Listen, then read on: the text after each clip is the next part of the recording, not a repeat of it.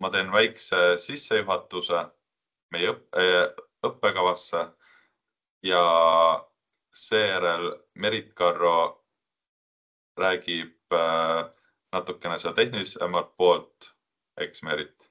Jah, ja siis hea meelega vastaks vastustele, et kui midagi täpsemalt soovi on vaja teada. Ehk siis ma arvan, et ootame nüüd kuni, okei. Ootame niikuinii veel arvates 7 minutit, et äkki keegi veel ärkab ja tuleb meelde, et tere, minu nimi on Ottardam. Mina olen siin Eesti Maaülikoolis selle sama eriala lõpetanud ja teinud ka doktorantuuri ja järeldoktori Soomes Aalto ülikoolis ja tagasi tulnud. Nüüd ma olen professor ja ma olen hüdroinformaatika professor ja see veetilk ja see maakera, tegelikult see maakera on eilse päeva keskmine õhutemperatuur. Ja siia peale olen ma pannud veetilgad ja veetilgad just seetõttu, et kuidagi ei ole veel kohale jõudnud, et tegelikult, kui me räägime nendest kliimamuutustest, siis vesi on A ja O kogu selle ringluses. Selleks, et need taimed oleksid rohelised, et nad saaksid fotosünteesida ja klorofülli tuleks, on vett vaja. Selleks, et me saaksime puhast vett juua, elada, on vett vaja.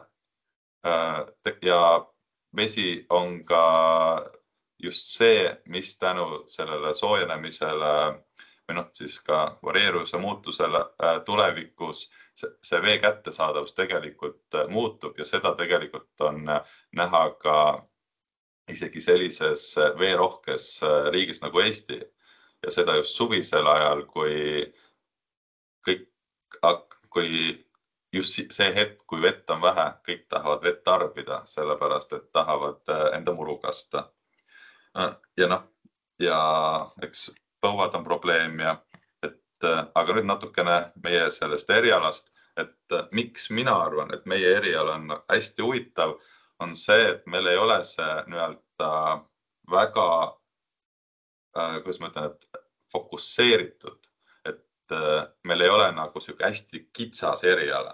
Ehk siis meil on tegelikult ongi see veemajanduse pool ja veemajanduse paratamatult kuulub kogu see keskkond, sest see keskkonda ilma veeta ei ole.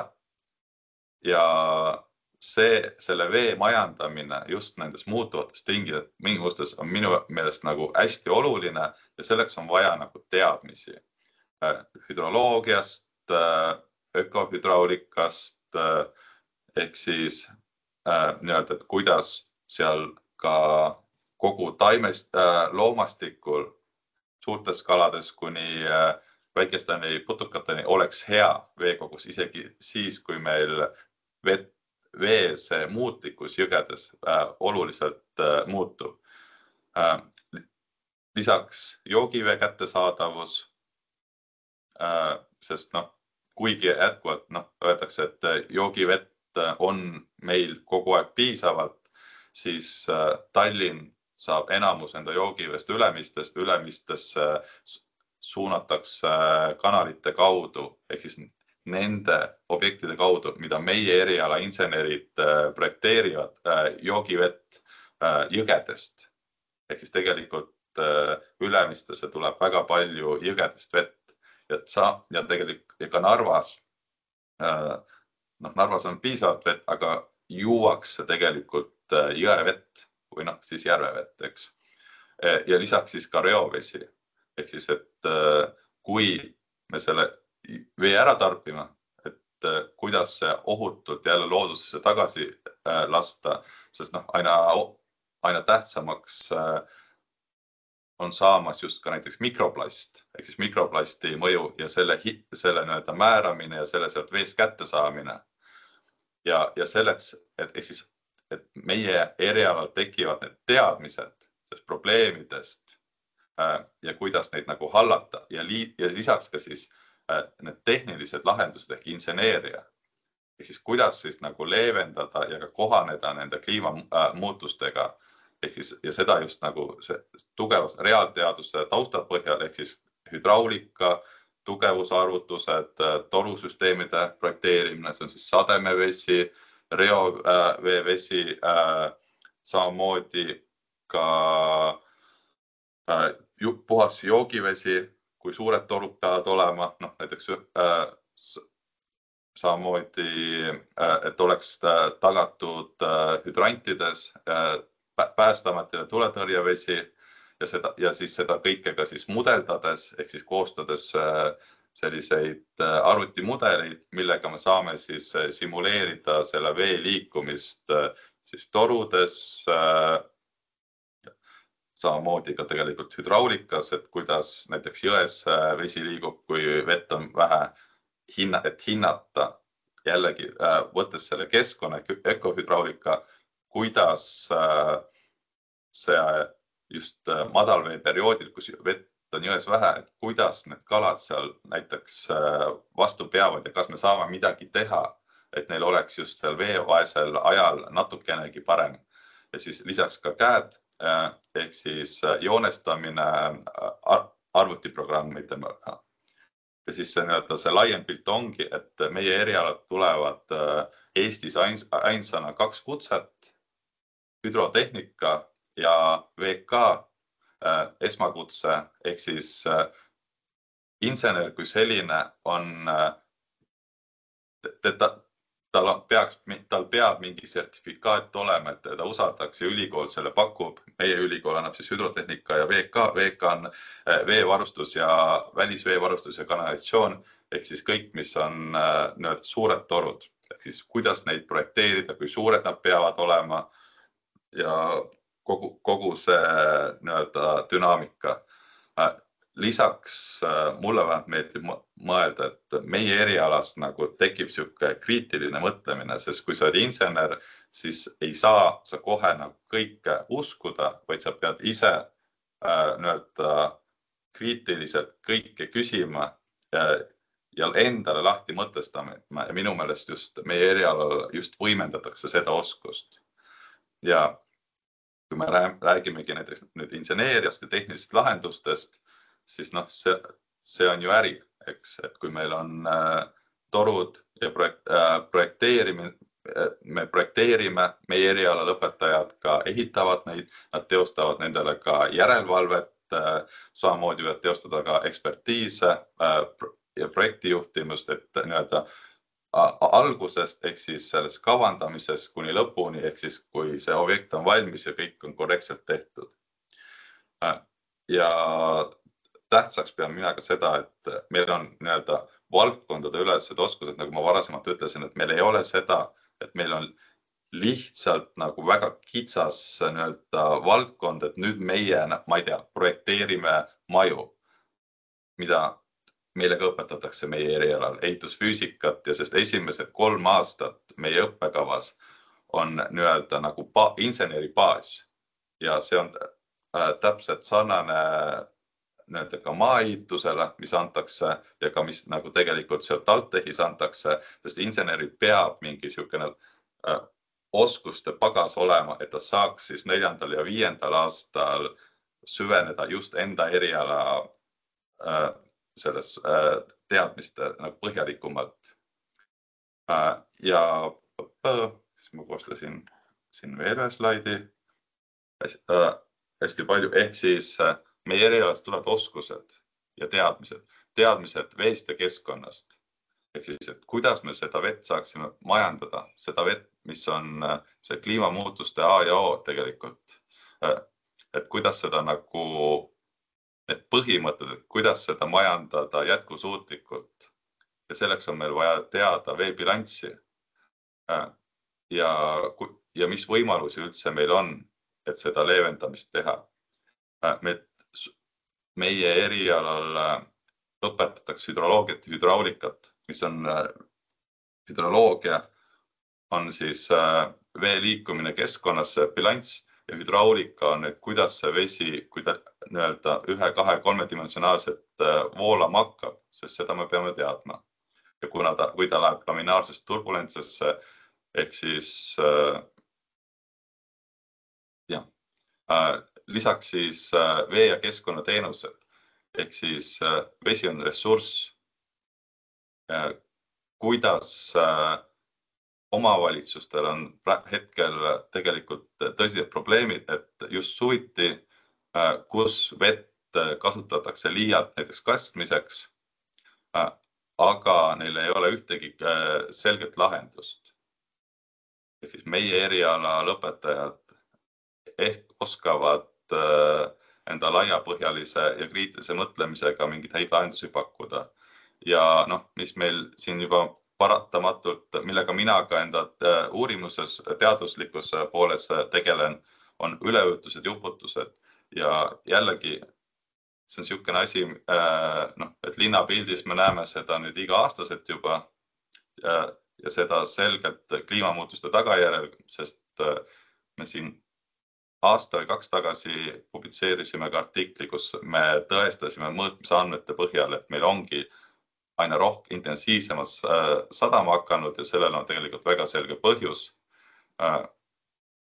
Selleks on füüsika, ehk siis mida soojem on õhk, seda rohkem vett sinna mahub. Ehk siis potentsiaali, et meil on soodsad tingimuseks uputusteks aina suurenevad. Ja paratamatult üleujutused ja uputused ei ole samad asjad, kuigi meedias ja ka tegelikult mõndades muudes erialades seda ühena võetakse. Ka Kliimaministeerium arvas loodetavasti, et üleujutused ja uputused, on samad, et tegelikult ei ole. Üleujutus on see, kui on voolav vesi, olgu ta siis merevesi või vooluvee kogu vesi.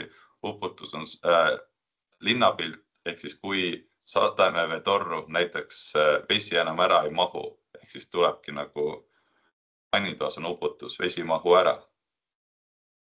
Ja selle tagajärjel me tekivadki siis just nagu mõtlesin ka see teine pool, et meil on teadmised, mis on probleemid, kuidas on see dünaamika, meil tuleb see inseneri taust sinna taha, ehk siis need igasugused arvutuslikud metoodikad, statistika tegemine, geoinfosüsteemid, sest vesi ja keskkond, see vesi on kuskil keskkonnas ja see keskkond asub planeedil Maa, ehk siis geoinfosüsteemidega suudame me siis teha igasuguseid lihtsaid ja keerulisi analüüse, et paremini siis kavandada seda vee majandamist.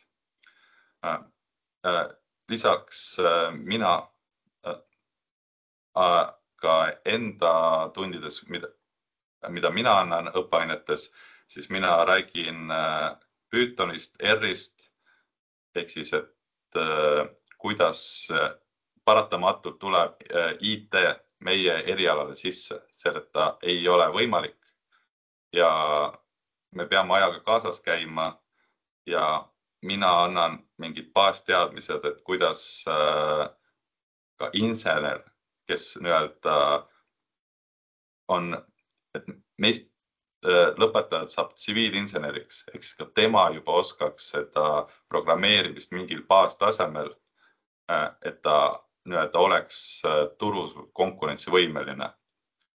Siis niisugune klassikaline oskus on, et kuidas projekteerida neid igasuguseid süsteeme. Nagu ma ütlesin, meil on hüdrotehnika, ehk siis kas või kui suured peaksid kraavid olema, kui suured peaksid torusillad olema, truubid, et see vesi läheks, mahuks läbi sealt silla alt ja võtaks silda kaasa. Ja samamoodi ka, kuidas siis ehitada, see ehituse juhtimine. Ja nagu ma ütlesin, meil on ka projektioskused, ehk siis selle punktist A kavandamise faasist kuni lõpuni, ehk siis ekspertiisini, mis tähendab, et neid projektioskused, seal on nagu mitu faasi ja nende faasidel sa saadki spetsialiseerida, et näiteks, et sa hakkadki projekteerima lihtsalt. Lähed AutoCAD-iga, mis on projekteerimistarkvara, kus saab jooni tõmmata, et kuhu tulevad uus sademeveetorustik, reovesi, vesi või isegi tegelikult metsateid meie lõpetajad võivad tegelikult projekteerida. või siis hoopis kuidas juhtida neid projekteerijaid, et nad teeksid, projekteeriksid nii, nagu sa soovid, või siis hoopis järelevalve. Ja järelevalve siis mitte projekteerimisele, vaid järelevalve, kui läheb ehituseks. Ehk siis ehitaja alati tahab teha odavalt ja siis järelevalve on see, kes valvab, et see ehitus ehitatakse valmis selle projekti järgi või siis ka ekspertiis, kui midagi juba läheb kehvasti. Ja meie eriala on selles mõttes natuke teistsugune kui enamus, sest paratamatult, et kui sa soovid inseneriks saada, siis seal tuleb palju õppida. Ehk siis meil on integreeritud bakalaureuse ja magistriõppe, mis tähendab seda, et meil on 3+2. Ehk siis, et saada inseneri kõrghariduskraadi, tuleb siin õppida 5 aastat. Meil ei ole bakat ja magistrit lahku löödud, sellepärast, et nagu ma ennist ütlesin, et meil on esimesed 3 aastat sisuliselt põhiained, ehitusmehaanika, tugevusõpetus, ehitusmaterjalid, ehitusfüüsika, hüdraulikat, 1-2 ja hüdroloogiat ja kõike selliseid baas, ehk siis mitte neid tehnilisi, vaid just seda keskkonna või seda vee ja keskkonna ainet ehk siis teadmisi, mille põhjal pärast saab 4. ja 5. tulevad erialaained, ehk siis näiteks mis vesiehitus ja veekaitse on nimi, ehk siis kuidas vesiehitisi teha, kuidas sademeveetorusid projekteerida, mis mudeleid on olemas ja kõik see veekaitse samamoodi. Jäätmed, hästi suur selline silmavaade minu tekkis, kui mina lõpetasin, et kogu sellest temaatikast. Ja tegu on päevase õppega ja siis siin all on see link. Ma usun, et sa oled seal käinud ja seal saab seda rohkemat infot.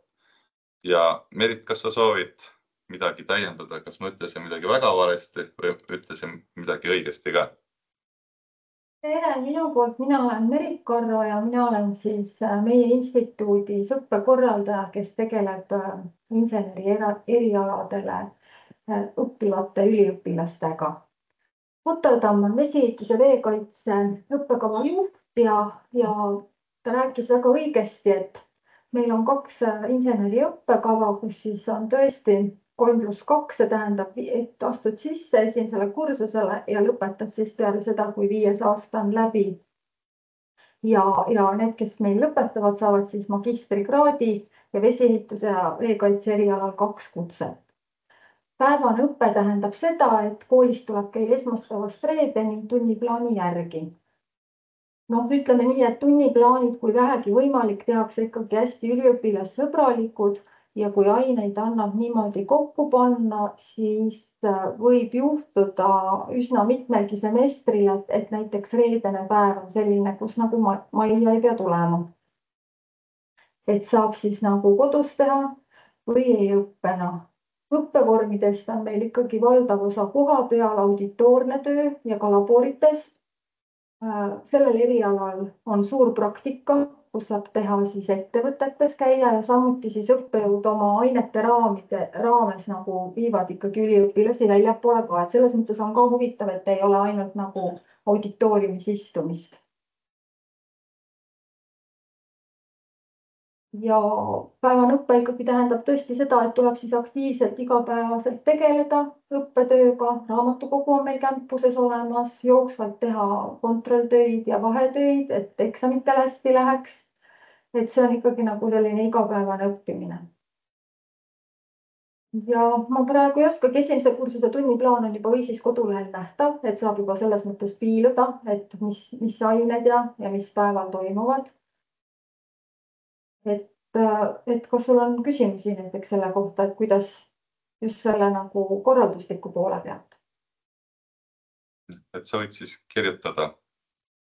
Jah, ega mulle võib ka nagu kirjutada merit.karro@emu.ee kõikidel EMU nii üliõpilastel kui ka töötajatel on eesnimi.perekonnanimi@emu.ee, et kui sa valid nagu selle eriala ja meie üliõpilaseks otsustad saada, et siis saad samasuguse meiliaadressi peale seda, kui sind on immatrikuleeritud.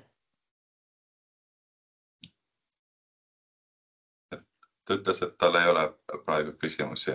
Ma näen, jah. Et üks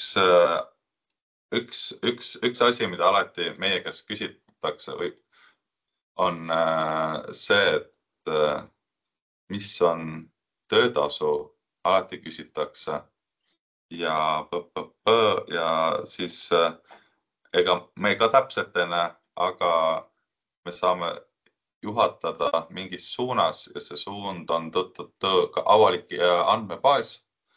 Nii, jaga, vaatame, kus ta nüüd. Nii, et üheks tööandjaks on näiteks osaühingu Reaalprojekt, kellel on siis harud Tartus ja Tallinnas, kes siis teeb inseneritehnilist projekteerimist ja nõustamist ja lisaks ka geoloogilisi uuringuid, siis selle teadmiku järgi. Siis kuidas igasse arvutatakse, on see bruto selline ja keskmine neto selline. Ja siis ma võtsin välja veel ühe ettevõtte, milleks on siis Kobras OÜ, mis oli hiljuti veel aktsiasets, siis nemad põhinevad üleni Tartus, Riia tänavas. Nemad teevad ka inseneritegevusi ja neil on siis tegelikult siis sarnases suurusjärgus need töötasud ja lisaks on ka olemas selline ettevõte nagu Infragate, kes on hästi suur. See võib olla nagu tegelikult õiget lõplikku tõde ei räägi ja see on Tallinna ettevõtte ja Tallinnas paratamatult töötasud on selline 20% kõrgemad kui Tartus ja veel rohkem kui siis ülejäänud Eestis.